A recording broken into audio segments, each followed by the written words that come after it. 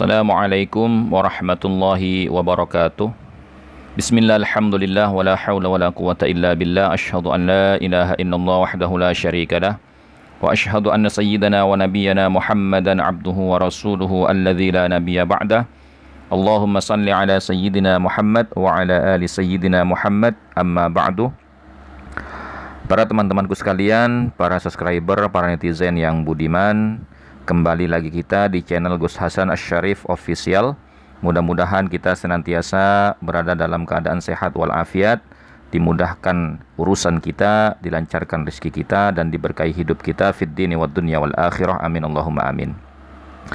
Baik teman-temanku sekalian, pada kesempatan kali ini kita akan kembali mengkritik Rois Syuriah PCNU Kendal, yang mana beliau dalam videonya mengkritik polemik nasab dari riset ilmiahnya Kiai Haji Imaduddin Utsman Al-Bantani. Nah, dari video yang saya amati dari menit pertama sampai terakhir, ini ada 5 poin yang akan saya kritisi kembali. Yang pertama, Rois Syuriah PCNU Kendal itu mengatakan bahwasanya hubungan Kiai NU dan Habaib sudah terbangun lama, berabad-abad, beratus-ratus tahun, bahkan ada kolaborasi menyebarkan Islam di Indonesia. Nah, ini yang menjadi pertanyaan saya adalah kapan dan siapa Habaib yang sudah berkolaborasi dengan Kiai NU berabad-abad, beratus-ratus tahun, bahkan berkolaborasi menyebarkan Islam di Indonesia.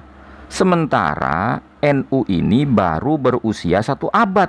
Kok bisa dikatakan berabad-abad, beratus-ratus tahun? Yang kedua, Habaib ini masuk ke Indonesia itu ya di tahun 1880 ya. Tujuannya apa? Mereka bekerja kepada Belanda. Tujuannya adalah mencari kehidupan, merantau. Sebagaimana halnya orang Indonesia zaman sekarang merantau ke luar negeri untuk memperbaiki kondisi perekonomiannya di daerah wilayah tempat tinggalnya. Nah, jadi saya rasa Pak Kiai dari Kendal ini bukan mengkritisi, justru malah pernyataannya itu yang harus dikritisi. Nah, yang kedua, beliau mengatakan nasab Habaib sudah ijma oleh NU. Nah, ini justru malah aneh lagi gitu loh. Kalau memang nasab Habaib ini sudah ijma oleh NU, artinya pernah ada bahsul masail tentang nasab para Habaib. Nah, kalau memang sudah ada bahsul masail yang sudah ijma hasilnya bahwasanya nasab Habaib ini sah dzurriyyahnya Nabi Muhammad, tahun berapa diadakan bahsul masail tersebut, dan mana hasil catatan dari ijma oleh lembaga bahsul masail NU tersebut? Nah, ini yang menjadi pertanyaannya. Kemudian yang ketiga, isu polemik nasab dicurigai ada kepentingan politik dan mengorbankan warga kecil NU. Maka NU harus berperan serta untuk menjembatani pola fikir warga NU yang benar, yang tidak terseret oleh politisasi agama. Nah, mohon maaf Pak Kiai, selama ini yang menjadikan agama ini sebagai alat politik siapa? Harus jujur di situ dengan Pak Kiai, gitu loh. Nah, adapun riset ilmiahnya Kiai Imaduddin Utsman Al-Bantani ini tidak ada sangkut pautnya dengan politik. Dan kami yang mengikuti isu polemik nasab ini, dan kadang-kadang juga kami sering berkomentar, itu tidak ada kaitan dengan politik. Berarti Pak Kiai belum membaca riset ilmiahnya Kiai Haji Imaduddin Utsman Al-Bantani yang berjudul Menakar Keabsahan Nasab Habib di Indonesia. Kemudian yang keempat, beliau menjelaskan tentang al. Al itu bermakna keluarga, bukan al seperti alhamdu. Seperti contoh al-irsyad, keluarga Pak Irsyad. Al-Haddad keluarga Al-Haddad, Al-Atas keluarga Al-Atas, Al-Ba'alawi keluarga Ba'alawi. Nah, ini salah gitu loh. Kalau Al-Haddad, Al-Atas, Al-Ba'alawinya memang Al-nya itu keluarga. Tapi kalau Al-Irsyad itu nama organisasi yang bergerak di bidang pendidikan dan keagamaan, yang berdiri pada 6 September 1914. Bukan keluarga keturunan Pak Irsyad. Nah, dari sini saja ya, kita bisa menilai bahwasanya Pak Kiai ini belum melakukan penelitian atau bahkan belum sama sekali memahami tentang perbedaan al dari marga dan al dari organisasi, yaitu Al-Irsyad gitu loh. Bagaimana mau mengkritisi Kiai Imad gitu loh. Nah, kemudian yang kelima, beliau juga mengatakan dulu ada istilah keturunan Hasan itu dipanggil Sayyid, keturunan Husain dipanggil Syarif. Nah, seorang Sayyid dan Syarif jika sudah dewasa dan menjadi panutan banyak orang dan menjadi tokoh, maka akan dipanggil Habib. Nah, ini sumbernya dari mana? Bisa dipertanggungjawabkan tidak? Keabsahan atau kredibilitas dari argumentasi yang disampaikan oleh Pak Kiai gitu loh. Padahal kita sama-sama tahu gitu loh ya, bahwasanya baik keturunan Hasan maupun Husain itu dipanggil Sayyid. Nah, apabila ada keturunan Hasan dan keturunan Husain yang menjadi penguasa, maka dipanggilnya Syarif.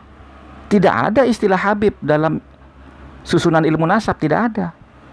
Habib itu adalah panggilan bagi keluarga keturunan Yaman yang mereka itu mendedikasikan hidupnya dalam dakwah. Kalau di Indonesia ya dipanggilnya Kiai. Kalau di Yaman dipanggilnya Habib.